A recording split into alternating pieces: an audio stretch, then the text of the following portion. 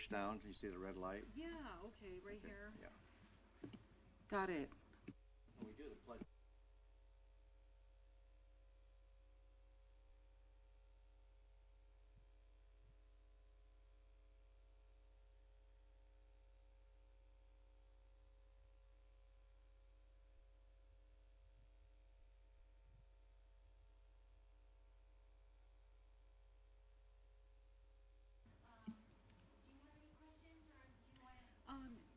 You know what, just.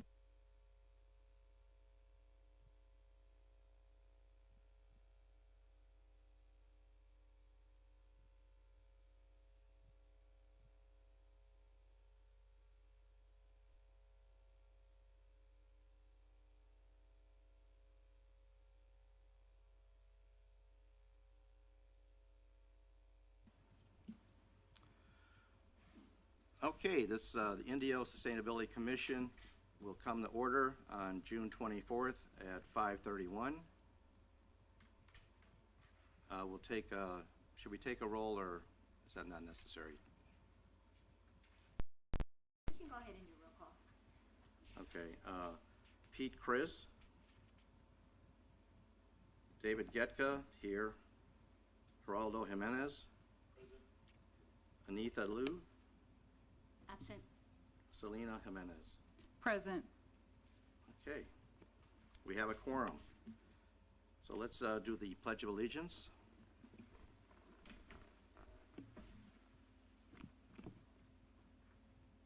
I pledge allegiance To the flag of the United States of America and to the republic for which it stands, one nation, under God, indivisible, with liberty and justice for all.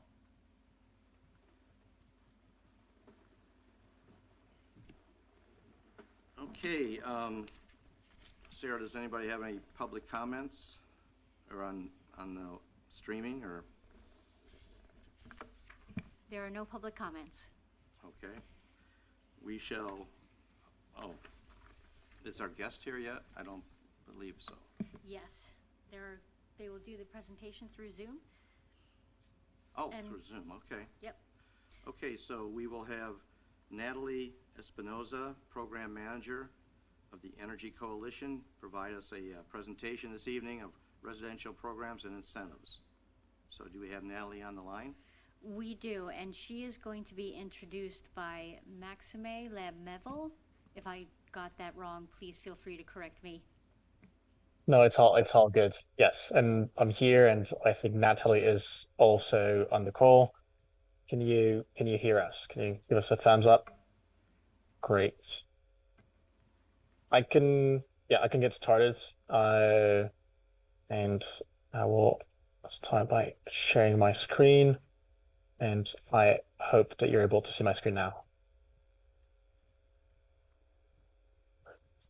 Great. Good evening, everyone. Thank you for the opportunity. My name is Maxime Lemeville. I am the IREN project manager for the Coachella Valley Association of Governments. I am representing Jacob Alvarez. So once again, want to kind of present our apologies on CVAG behalf. Really wanted to be here, but given that the General Assembly is at the same time, and then the next opportunity would only be coming later in the year, their hands were a little bit tied, and so that's why I'm filling in today. And I'm joined by Natalie Espinoza, who is part of the Energy Coalition, one of our technology partner at the IREN. Natalie, I don't know, I'll give you a brief moment if you want to introduce yourself, and then I'll go over our part, and I'll hand it back to you. Sure. Thank you, Max. Yes, Natalie Espinosa. I am with the Energy Coalition. We are a 501c3 nonprofit that works on implementing various energy programs across the state of California. And we work closely with the Coachella Valley Association of Governments on the IREN program. Natalie, we don't see your presentation. Oh, okay. Max is sharing his screen. Can you see the Inland Regional Energy Network first? Yeah, all we Can can you see see it is now? your Outlook or something, some kind of calendar, or maybe the Zoom thing. Let me try to Oh. share a different Max, if you're sharing your screen, just continue to do so, and then IT will get it up on our screens. Oh, okay, got it. But yeah, so in the order, I'll go over a small presentation, and then Natalie will be spending most of the time that we have together on her presentation. So that's the order, and let me know when you can see my screen.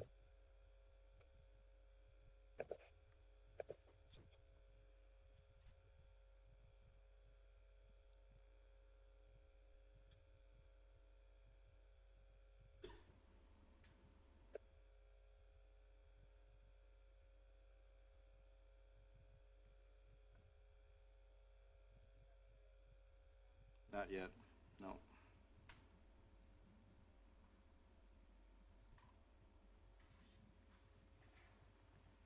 Oh, there's something on that screen now.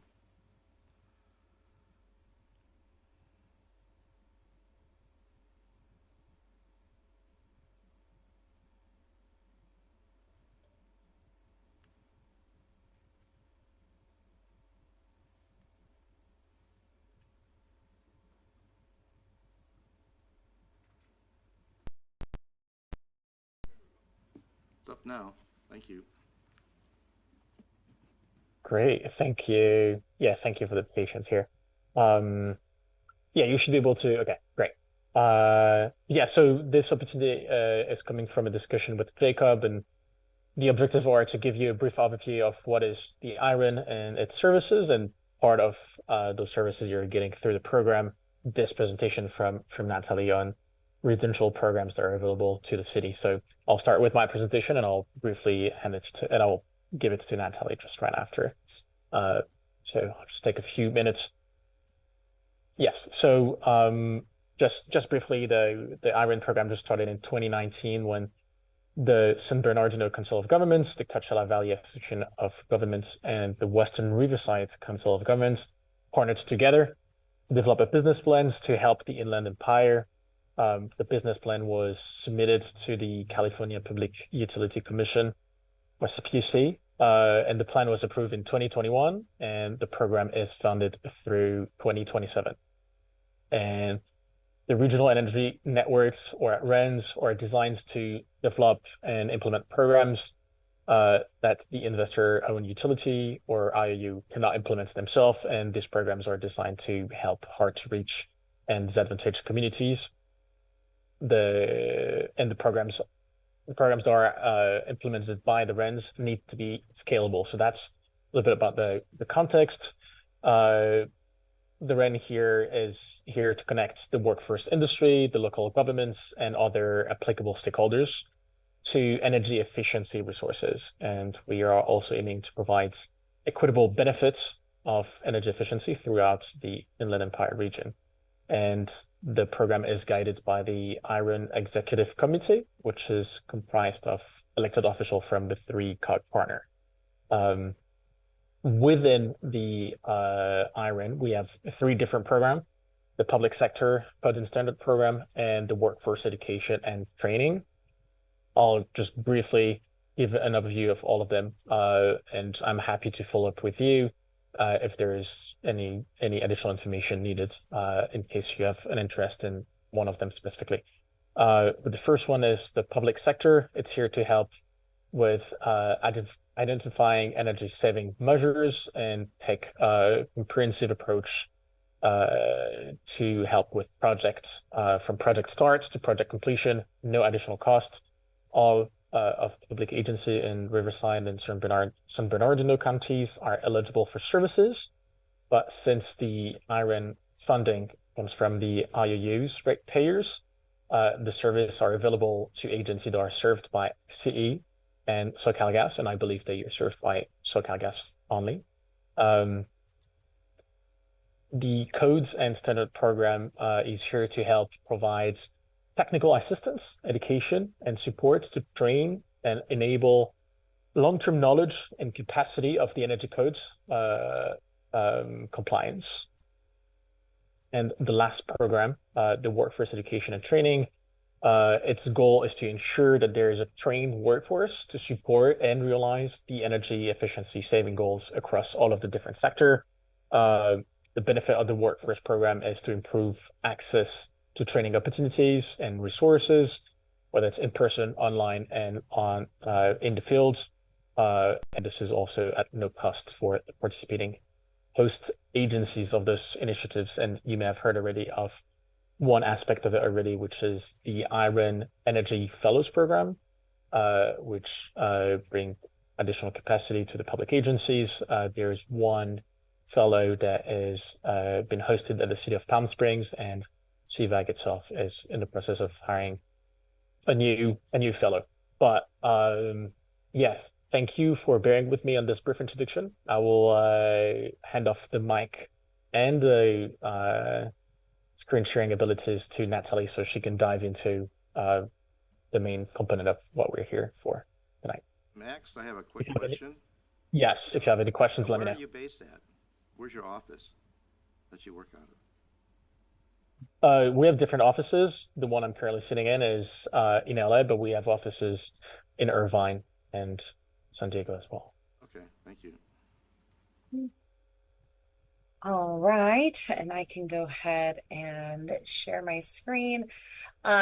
I will also say that we are mostly remote, so we actually have employees that live all across the territory of Southern California, and so we have folks available for working on everything across the state, and that's one of the things that we've been able to do in the last few years. So, like I mentioned, we yes, one of the things that the IREN has been able to provide as well to agencies that are in the program is educational resources as well. And so what we've understood is that there's been a lot of really confusing information being shared being shared across the state about what is free, what is not free, what are the different programs that are available to people when it comes to residential programs and incentives. And so this is something we wanted to be able to bring to you all as a part of participating in the IREN. So I am going to speak a little bit about the programs that are most likely out there and that your residents and your people who live in the area have been experiencing and seeing their information in various forms, and then just hopefully provide this as a resource that can be used to inform some of those decisions that homeowners are being asked to make or renters are being asked to decide when they're choosing between where they're going to be living. So at the very least, provide you with this resource for various funding sources. So why does California have so many programs? It has set some pretty ambitious targets for renewable energy adoption and carbon neutrality, and including that is that goal for 100% of electricity to come from renewables by 2045. So what comes with setting these goals, as we all know, is a lot of legislation and policies and a lot of programs that can be kind of confusing to understand as just a person trying to live in the state of California. And then coupled with that, there is also some federal support that has come in to complement some of the state programs. And so I'll have some information about that as well. But with so many, as I mentioned, programs in California, it can be pretty hard to know which are legitimate. And so we wanted to be able to provide you with at least a base information here from the various programs that we've either worked with at the Energy Coalition or that we've had experience with through some of our regulatory and policy places that we have been participating in to be able to share that with you all. So this is a non-exhaustive list, but this is where most of the program information you'll hear about come from. So I'm going to start. The presentation is set up by the funding sources. So I'm going to first start with the programs that are coming from the California Public Utilities Commission. And then all of these slides will have the application sites for your review, and if you would like to do deeper dives on all of these programs as well. So the first program and the most likely program that everyone has heard of at this point is DACSASH, or the Energy for All program. And so this was designed to increase solar adoption by residential customers advantaged communities, and the program is implemented by Grid Alternatives only. So Energy for All and DACSASH solar installs are only going to be coming from Grid Alternatives at this point in time. So this is for single family homes in disadvantaged communities, but the The other thing that's nice about this program is that it integrates job training opportunities into every single project that they're doing. It has access to well-paying jobs, and it ensures some long-lasting community impact. So the community is doing the installing for the community members that are eligible to participate in this program. The next program here is SOMA, the Solar on Multifamily Affordable Housing Program, which provides incentives for solar systems for existing multifamily affordable housing. So you'll hear me kind of exaggerating the terminology of existing and new build, because a lot of the programs that I'm going to mention, outside of just their funding resources, are also designated by whether the buildings are existing or if they are new builds. So this one specifically for multifamily is for existing affordable housing, and this program is also implemented by Grid Alternatives, and it is a counterpart program that has been born from the success of the previous Energy for All program, which was only for single family homes. So trying to also make sure that renters and those living in multifamily units are able to also experience the benefits of having solar on their homes as well. The next program coming from the CPUC funding is the Self-Generation Incentive Program, or SGIP. And so this offers incentives to customers who produce electricity with wind turbines, fuel cells, various forms of combined heat and power, and advanced energy storage or batteries. So the nice thing about this program is that recently the CPUC has extended eligibility to include residential solar photovoltaic systems paired with the energy solar systems. So one of the things that has happened with a lot of the solar legislation that has come down in the last year or so is that it's made it so that really solar only makes sense if you're able to have battery included with that. And so SGIP is a nice supplement to help supplement the cost of what it is to get a battery installed in your home. This is not a program that is only eligible to disadvantaged communities. This is eligible to all. It's not limited to underserved communities, but there is a wait list. And it is just something that we highly suggest working with a qualified developer first to make sure that whatever project you're potentially looking at for your home is working with those developers from the get-go, because the CPUC has built in the requirement that these developers be eligible or be certified through their system to make sure that people are working with qualified vendors for these systems. So that is one of the themes that you'll see with a lot of these programs, is that there are qualified or certified vendors, and that most of these websites will have that information as well. And it's probably the safest way to go about doing this, so that there's not a lot of back and forth with your vendors, whether they're actually working on these programs or not, and it'll help to generate some of that trust on working with these programs as well. The next program would be the California Tech Program. So this is a statewide initiative to accelerate the adoption of clean space and water heating technology across California homes. So this program is eligible, the tech program is open to all. So this is eligible to all kinds of homes, all kinds of existing or new build, because it gives the opportunity for, because this is a rebate opportunity here. So their goal is to get to carbon-free homes and install 6 million heat pumps by 2030. So they have many different incentive programs that really go across the gamut of different types of homes and facilities that could be potentially benefiting for this program. And thankfully, they have a really good website that goes over all of the certified contractors as well as all of the certified vendors that you could be working with. So this is a really nice resource at the very end of the day too, just to make sure that you're working with the vendors that have this qualification to work on these programs. Okay, so with that, I will go to the California Energy Commission, or the CEC. Now, these programs we'll start here with the BUILD program. So this is a new construction program. This is an acronym for the Building Initiative for Low Emission Development. And it provides technical assistance and incentives for new all-electric, low-income residential buildings that reduce greenhouse gas emissions. So technical assistance is available for general or project-specific inquiries throughout all-electric residential design and construction, supporting installations of near-zero emission equipment and technologies, and helping to fill those knowledge gaps in the local permitting of all electric residential buildings. So really, this program is to make sure that contractors as well as builders are working with the best information at their fingertips to make sure that they're able to move forward with the incentives that are available to them as well through the other programs.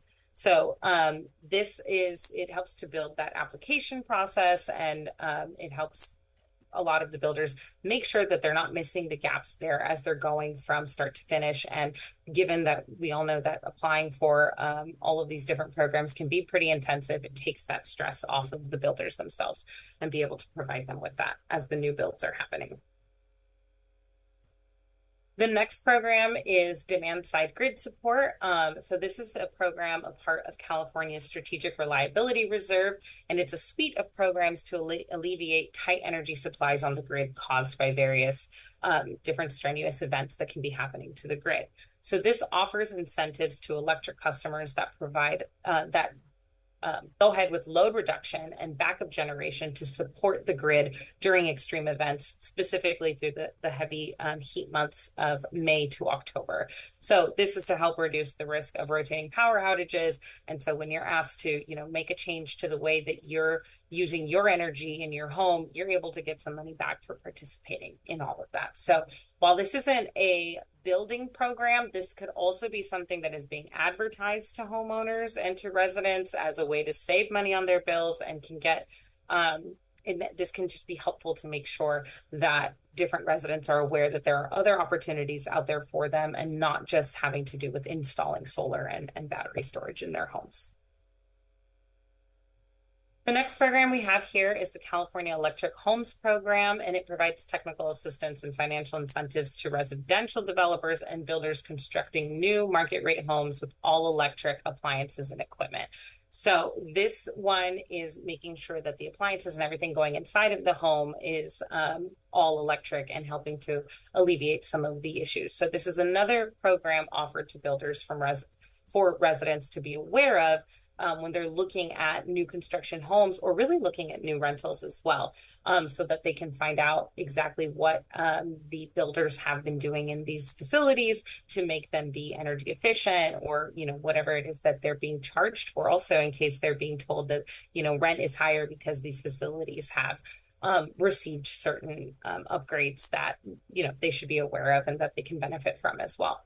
So there is a customer portal there on this page. Need to take breath. Okay. So with that, I can move into the IOU and third-party incentives. As Max noted earlier, Indio, I know, also has or is a part of Imperial Irrigation District, and so not all of these are going to be eligible to residents. And so with that in mind, we just want to make sure that also when the residents are speaking to whoever is advertising these programs to them, they're able to clarify with them as well that they know that they're either eligible or not. So the first program to talk about here is the California Energy Design Assistance Program. This is another decarbonization resource for new construction. And this is where the design teams work together on eligible projects to provide an analysis for how those projects can be decarbonized with a consultant group called Willdan. So they create a comparative analysis, which includes multiple mechanical, lighting, envelope systems, and other decarbonization simulations in their model that can help to custom configure however the project needs to be built to meet these standards. So it's not just for homes, it's actually available across many sectors, so that new builds are starting from the get-go being very energy efficient and being decarbonized. So there's a lot of information for eligibility on this program, but really the key is just to submit those interest forms and work directly with the folks implementing this program. And I'm so sorry, I do work from home. My dog is snoring. I apologize if you hear that. Sorry. Okay, moving on to the next program. We have the New Home Energy Storage Pilot. So it's a pilot program that provides financial incentives for installation of energy storage systems. So speaking about those batteries, like I was earlier, on new single-family or multifamily residential housing developments that are subject to the 2019 or 2022 Title 24 Building and Energy Efficiency Standards. So This is available with enhanced incentives as well for affordable housing customers. And we're looking to help, or they are looking to help end-use customers take advantage of lower energy costs by storing their excess energy. And that is why the focus of this program, storing the excess energy during those times where it's cheaper to generate the energy. And that is why this program is considered, or why this program is very helpful with those storage systems, so that those who need that energy usage during the times, the 4 to 9 time of use, when we were all asked to reduce our energy use, they're still able to power up their medical equipment, or in the event of a power outage, they have that backup system set up for them as well. The next program to be aware of, now this program is not specific to appliances or to solar or battery storage. This is the SCE Charge Ready program. Aware that Indio has Imperial Irrigation District, but this program has generated a lot of information across the territories, and so we just want to be upfront with everyone about what's going on here with Charge Ready. So SoCal Edison has this program through their new construction rebate, and it is a program to provide the to cover the cost or rebates for installing electric vehicle chargers at multifamily units to allow tenants to charge their EVs. The program is a rebate to help offset that initial cost of installing all of the chargers that may be necessary to attract tenants with EVs and help offset some of that EV ownership. Over the last few years, there's been a lot more in rebates and incentives for EVs across the state of California, even for used ones that have been very attractive to a lot of customers. And so something like this is really important to keep in mind when we're seeing the different advertisements for rental units as well. So with that, I will go on to the California Air Resources Board, because they said, yes, please include us. So they have one program that I'm going to be talking about today, and that is the Multifamily Affordable Housing Electrification Program. So this is administered by South Coast Air Quality Management District, and it provides incentives for existing low-income multifamily building properties to upgrade to combustion-based equipment with high efficiency electric heat pumps and induction cooktops. So these are incentives that are available by upgrading your water heaters, your space heating, cooling equipment, cooking appliances, laundry appliances.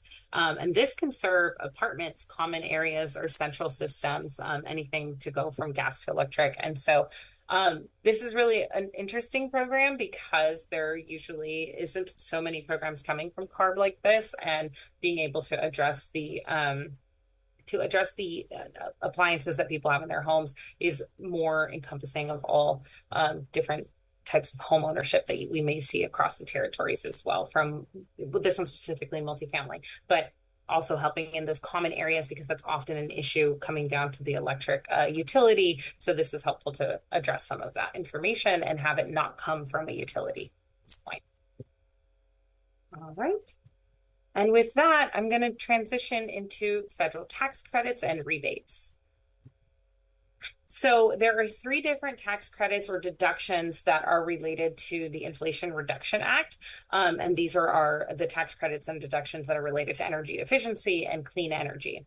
So the first tax credit is for builders and developers for new builds, new energy efficient housing, including single family, manufactured, and multifamily. So covering all of the sectors for building homes. So there are different levels to this tax credit depending on the standard that the build is meeting. And so this is good because it provides flexibility on how much a builder may have control over when it comes to the design.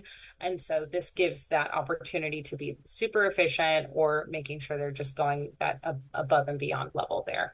So there's also different, it's also, wait, is it this program? No, sorry, apologies, got confused. But there is a note here that there are specific California requirements that are under development, comparing ASHRAE versus Title 24 for this program, but it is available it's been available since 2023 and will be available until 2032. So this is one that we would highly encourage homeowners and building owners to speak with their tax professionals ahead of time and be prepared for whatever paperwork may be necessary to do to receive this tax credit as well. The next tax deduction is, they don't have names. So this is a tax deduction of between $2.50 and $5 per square foot for commercial buildings, including multifamily residential buildings, either new or retrofits, which is exciting because so many programs are very distinctive between it has to be new or it has to be a retrofit. And then that they meet certain energy efficiency performance requirements. So there are different requirements listed off here for partial reductions, for full reductions, and then the different requirements also for the existing buildings. But it's nice to see that they're including both new and existing facilities to get those upgrades.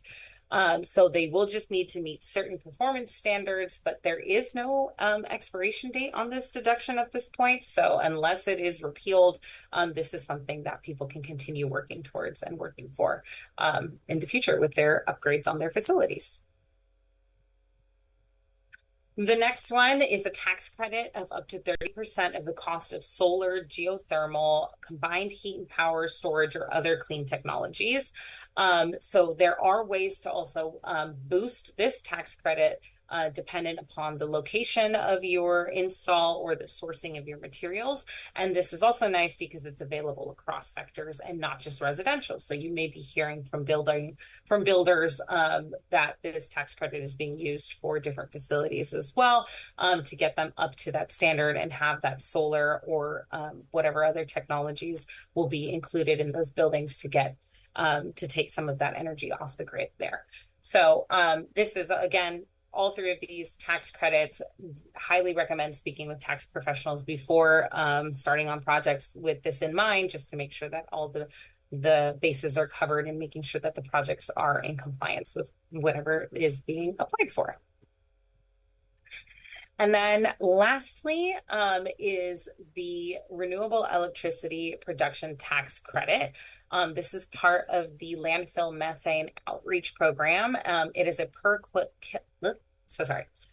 per kilowatt hour tax credit for electricity generated by qualified renewable energy resources.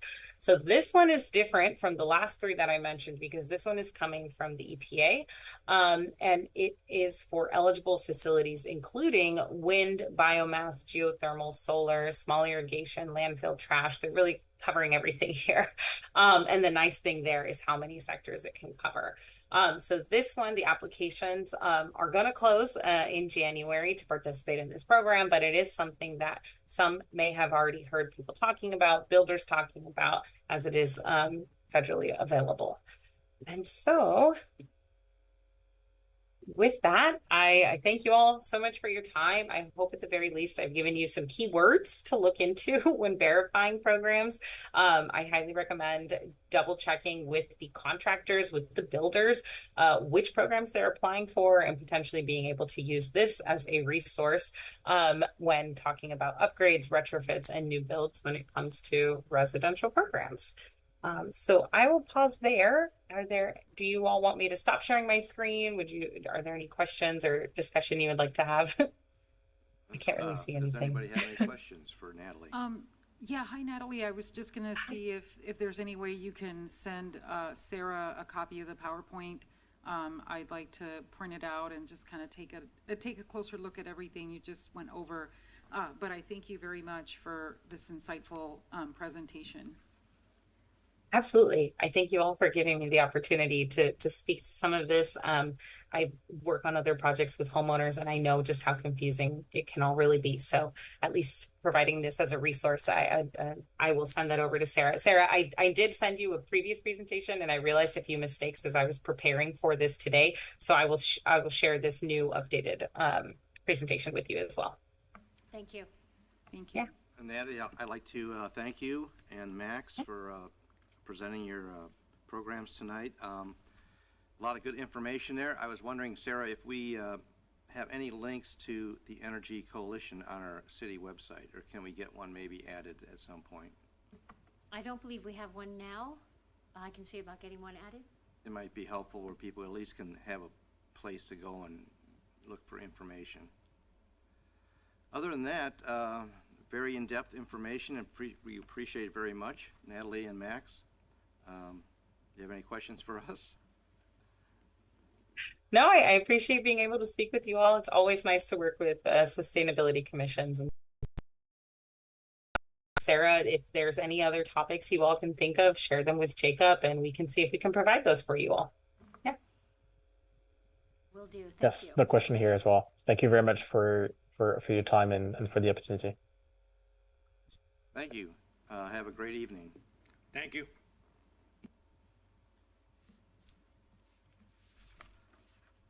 So moving on, are we ready to move on to minutes? It looks like we're going to be on minutes 5.1 of April 22nd, Sustainability Commission minutes. We need to approve these, so. Motion to approve. I will have to second it because you were not here, but I second that. Motion has been moved and seconded and passed. Okay, that was easy. Moving on to discussion item 6.1. I think Sarah will address this Zero Waste Initiative. Yes, I spoke last time about the proposals we have received for a zero waste consultant to help us move that work plan element along. That consultant would work with some of our commercial facilities using the True Zero Waste program, and it would help them get certified as a True Zero Waste company. And that would mean that they're diverting at least 90% of their waste in one way or another, not to electrical generation, but to other means. So that's going to be coming back to this commission next month. So what will happen is you will receive the proposals in the next week or so, and then it will be an action item on the next agenda from the proposals for you to decide which consultant you would like to use. Thank you, Sarah. And then the next item is annual work plan. Yep, so I said that I would bring the annual work plan back. And I started working on changing it up a little bit. There's a lot of things that I think that it needs to change besides just the look of it. We have done a lot of the way it's put together generally, I do like. There are a list of basically possible projects for each heading, and then there's the work plan, which out of that list, what do we want to work on that year, and then there's a list of what we have achieved. And what I would like from you all, because this at the end of the day will be your work plan that I'll bring to City Council for approval, is to look at each of those lists and consider, do we have everything that you want in the list, and what out of those lists then, once we get those settled, do you want to work on, that kind of thing, just to kind of start thinking about how we're going to move forward. There are also, this plan, the mission, everything that was put together, it started in 2015, and we have all new commissioners now than the folks who started this. So I'd also like you to look at the work plan and consider just more broadly than how it's set up on what you'd like the mission to be. We could change the statement, we can look at policy, we can make this, depending on how you want to move forward, change it in that aspect. I've started updating it in several ways, but at the end of the day, the meat of this should, I want it to work. It has to work for you. Yeah, and let us know if the vision and mission statements contained in this annual work plan, if there's any specific language that you believe as a staff member that would be beneficial that are retained, because I understand that there are certain programs that I'm sure the City of Indio will want to submit an application for funding support, and so sometimes some of those applications will require certain language or certain elements to be present in the vision and mission statements. So I think we should keep that in mind. So if staff is aware of any of that language that we should think about retaining, please let us know before we start making edits and recommendations. brilliant. I will do that. So I had a question. So the 2025 work plan that we will be working on, it's not going to be a combination like a 23, 24. It's not going to be 25, 26. Is that correct? It's just, The last one we did as a fiscal year, partly because it works with the budget, but also because of the timing. So right now, I have it set up as the 25 calendar year work plan, because that seems like that's most likely where we'll end up around taking it, but it may change depending on how much editing and how many different things you may want to do. okay, I was just curious. And then you'll forward us the work plan. Yes, I will send out the work plan tomorrow for you to look at. And then the other, besides that, like the vision, all of that, the plan items, certainly if input on that would be great. And then when I looked at it, I also felt that it didn't really highlight the accomplishments as much as it should. It's just a list of things that we've done. So I would like to add, like in the background of some of the things that the city has done and the commission has done, and expand on a couple of those projects at least, and build that a little bit as well. Yeah, and even like an implementation timeline, because I do understand that, sometimes it's difficult to implement like all these wonderful ideas, but then there's not, it's difficult. So maybe, I can contribute to that too, to kind of think about a timeline for implementation for each of these, and that, also by identifying like a funding source, because I know, I imagine that a lot of these are probably grant funded, or there's some special fund that is allocated to achieve this, like SB 1383, or like whatever, so I was thinking maybe we can implement some of that, and that way we can understand, like, just how extensive it can be to implement some of these initiatives. Certainly. And we have certain budgets. Most of them are all like AB 939, where they're very specific on what we can use them for. But we do have funding in certain aspects of sustainability that makes, if you have a project, a lot easier to move forward. So I'll bring back the budgets as well. Thank you. Okay, I think we're moving on to commissioner reports. Or do we have something else up? Okay.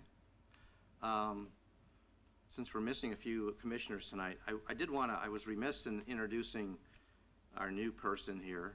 So I'd like to welcome Selena Jimenez to the commission. Thank and you. we're glad to have you and look forward to working with you. Thank you. You're not expected to give a report tonight, so rest assured. Yeah, I was a little afraid. I thought, oh no.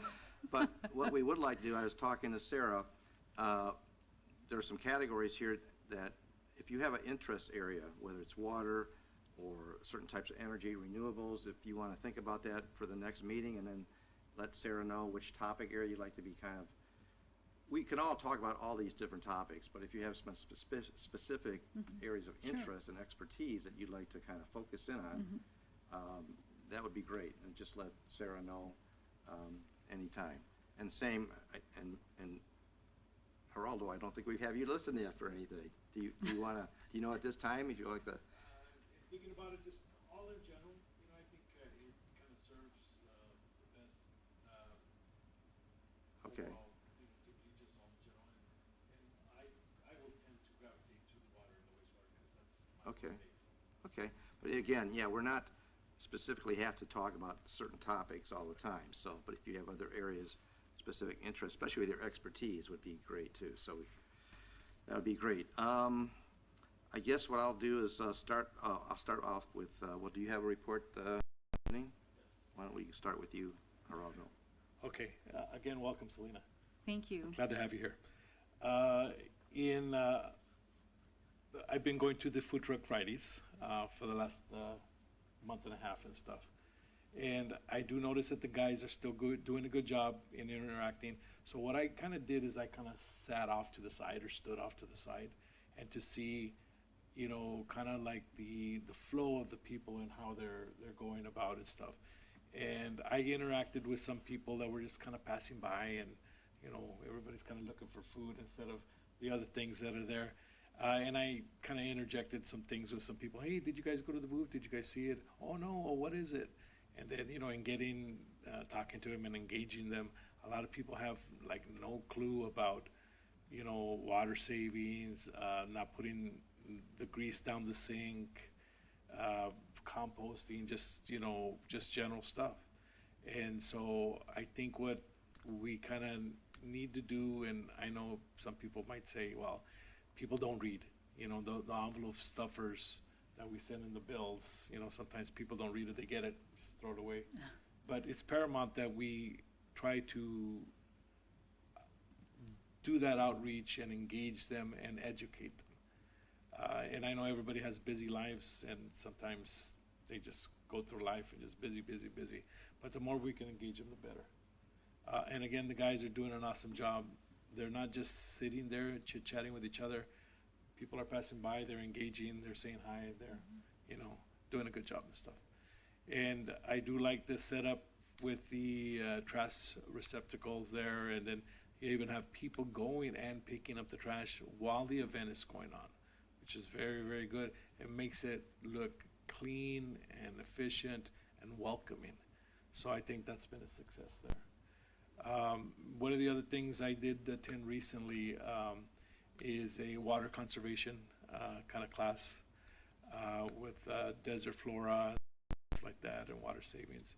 I cringed the other day when I was passing by a neighborhood, not where I live at, but just another neighborhood, visiting my sister, and there was a guy washing his vehicle outside with the hose running down the gutter. You kind of feel like pulling over. Hey, guy, you should put a. But no, I don't want to get involved. But that's another thing, another form of education that we can reach out in the water department and maybe say, hey, be careful with the way, and just people don't think about it. So. And I think people are supposed to go to a car wash because the whole campaign of only rain down the storm drain, so it's only rain down the storm drain, and so I was having to personally tell a few people recently, hey, you're not really supposed to be washing your car with all that soap and all that gunk, and they're like, what? Why not? I'm like, no, because it's only rain down the storm drain, and I didn't want to go into this whole explanation, but I said that, and I said, really, you really should just go to the car wash and just do that, so that you don't contribute to our environmental concerns here. And so so they just kind of were like, all right, next time I'll go to the car wash. You should tell them Quick Quack has that $24.99 a month one. All the car washes you want. And in that concludes my report. Okay, thank you.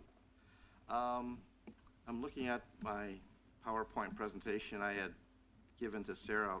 Unfortunately, it looks like, I'm not sure what happened, but about half of this was on a cloud storage, and for some reason it didn't equate to the transmission on my PowerPoint. I don't know what happened. I'll just talk on these slides. I'll bring it was about the tours. Yeah, it was about the desert water tour I went on and all that. So I'll just bring that, and we'll try that again next month in July. Okay. But these slides basically, I wanted to mention, since we didn't have our meeting in May, May was Water Awareness Month. The slide's not up there. It was on my other presentation. But just so you know that the State Water Project helps promote water awareness, and that was like the month of May. They have many benefits to the state of California. It provide water supply, flood control, power generation, recreation, fish and wildlife habitat. That slide does not represent that, but and that was another slide I put in there. It's a great resource if you want to learn more about what the State Water Resources Control Board is doing. They have a nice website, and go on there. They discuss their sustainable groundwater management and also their adherence to the act, the SGMA that was enacted. So it's a good website to go to if you want to learn more about water and water sustainability. Next. And then this is just another portal, the Water Conservation Portal. And again, rulemaking to make conservation a California way of life. So their focus is on educating residents, consumers of the state of California about the importance of water conservation. We just talked a little bit about that, about the car washing and that type of thing. So, but that's another good website, waterboards.cal.gov, that you can go to. And then this, I pulled this off. Actually, usually Pete Chris talks about IID, but since he's not here, they held a meeting May 7th, and they formed the creation of the Electrification Work Group. And the goal of that is to develop outreach and programming strategies to aid their customers, local agencies, and regional planning agencies as the state transitions to electric vehicles. So this is a whole new work group. I'm not going to that they are making advances in helping electrify. And the next slide. This is also something that IID published recently in April. They've been awarded a $7 million grant from the Department of Interior, and this is to help out with the upstream operational reservoir project. Now, once completed, this will be the largest reservoir ever in Imperial Valley's 113-year history. So it's a very exciting funding that they're getting to help do this. This will, again, help to conserve groundwater, and basically it's going to be a larger reservoir. I'm not exactly sure the location, somewhere here in Imperial Valley, but again, it's all a progress towards what we want to do, the ultimate goal in saving water. So, next slide. And that was the end. See, very short presentation, much shorter than the other one was. So I bring up one thing. I do recommend, I took the liberty of watching the Indio City Council meeting online by YouTube. Last Wednesday's meeting, June 19th. They had a very interesting discussion on capital improvements and budgeting, and I would recommend, they talk a lot about the potential of the water rates going up in 2025. They had a thorough discussion on that, so I would recommend, since we're on the commission, if you have a chance to view that. And they talked about India Water Authority moving from 5 tiers to 3 tiers for their, and they mentioned they hadn't had a price increase, a rate increase in 6 years. So the thing that's going to be driving the potential next rate increases over the next 5 years is the retrofitting of the 6 water plants that they're looking at to take care of the chromium-6 potential issues. And that's a big issue in the state of California. They're going to spend about $27.4 million between 2025 and 2029 in retrofitting these facilities to treat for chromium-6. And then the total expected cost would be around $40 million in the next following years. And once they start the retrofitting, expect about, and I'm just putting this out there, that's based on what I could figure, it might be over the next several years a 22% increase total in your water rates. But again, this is all preliminary, so nobody should get all excited about it, but the public has knowledge of it if you viewed that council meeting of last week.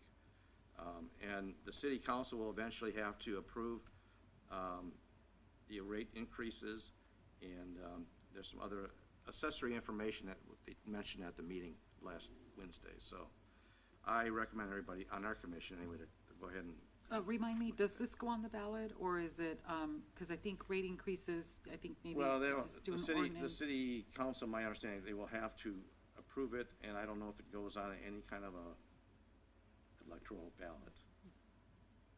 So I think if the city council approves it, then, you know, basically it's a done deal. But again, if you have any questions on this, talk to your own district council person, whatever that might be, or Oscar Ortiz, and then you can get some more information from him on this. It's a precursor. It's not going to be effective any kind of increase until next year. So the initial increase for next year for the first 2025 might be 10% or so, which really only equates to like $3 or $4 maybe to your monthly bill. But a lot of that's being, pushed because the state of California has that mandate to start treating for chromium-6, which is a pollutant in the water. Not every city, not every area has that issue, but it's a statewide mandate, so they're making everybody do that. And that's all I have for today. I was really excited about talking about my tours I took. I'll have to do that next time. But there are some tours that Coachella Valley Water Authority also will be doing later in the summer, in the fall, and I'll bring information on that. They're free tours. You just have to register for them online. Anybody can go. They have 3 different tours that they offer, so I'll talk about that next time. I went to the one also in Desert Water District up in Palm Springs, and I'm going to go. They have 2 tours a year. I'm going to go to the second one in the fall, and you register in September. But again, I can talk about all that next month. So that's all I have. Anybody else have anything else? No, thank you. I think I'll look at that annual report, annual work plan, and then kind of like go from there. Okay, I think we're to the point to, staff items, number 8. No staff items tonight. Oh, darn. All right, well, it's that time to adjourn. Does anybody want to make a motion to adjourn? Second. Motion has been made and seconded to adjourn the meeting. We will adjourn the meeting. Oh, we have to take a vote on that or not? No, okay. We will adjourn at 6:27 on 6/24. Thank you. Did I do okay for my first meeting? Except in my PowerPoint, didn't have my PowerPoint. I don't know. Recording. It was so weird.